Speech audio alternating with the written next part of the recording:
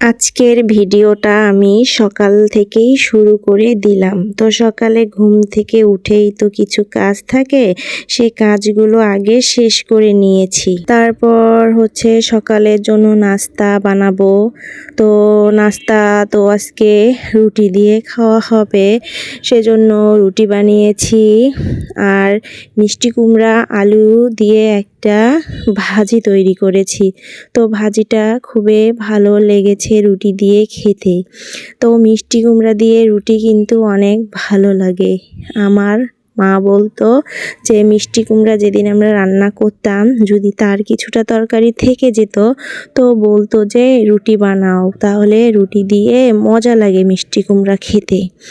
তো সেটাই মনে পড়ছিল। তো অবশ্য খেলাম, ভালো লাগলো। মিষ্টি কুমড়া দিয়ে রুটি খেয়ে দেখবেন, ভালো লাগে। তো যাই হোক, এদিকে আমি নাস্তাটা করে নিচ্ছি। একটা কলাও নিয়ে নিয়েছি। আমি একটা রুটি ওই ভাজিটা দিয়ে খেয়ে নেব, আর একটা রুটি কলা দিয়ে খেয়ে নেব। তারপর একটু চা খেয়ে নিলাম। সকাল সকাল এক কাপ চা খেলে অনেক ফ্রেশ লাগে, ভালো লাগে। তো সেজন্য চাটা খেয়ে নিয়েছি। তারপর আরও কিছু টুকিটাকি কাজকর্ম থাকে, সেগুলো করে নিয়েছি। নেওয়ার পর রান্না করার জন্য সব কিছু রেডি করে নিয়েছি। এখন এই তো এক এক করে রান্না করে নিব। প্রথমে আমি করল্লা ভাজিটা করে নিলাম।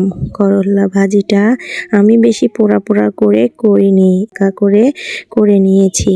তারপর এই তো মিষ্টি কুমড়ার বিচি ভর্তা বানাবো। কে কে মিষ্টি কুমড়ার বিচি ভর্তা খান? আমরা তো এভাবে মিষ্টি কুমড়া নিয়ে আসলে তার ভেতরে যদি বিচি থাকে তো এভাবে ভর্তা করে খাই।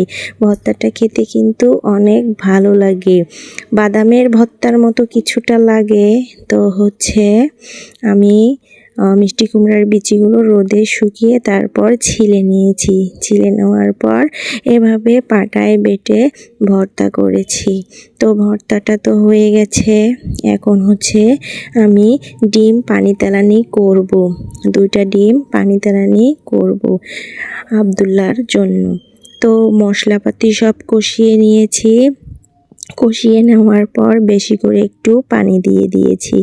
এই পানির মধ্যে আবার ডিম ভেঙে দিব। তো এভাবে আমরা ডিমের পানি তেলানি খেয়ে থাকি। অনেক জায়গায় অবশ্য এভাবে ডিমের পানি তেলানি খায় না, ডিম ভুনা খায়, ডিম আলু দিয়ে রান্না করে খায়, কিন্তু এভাবে তেলানি অনেকেই খায় না।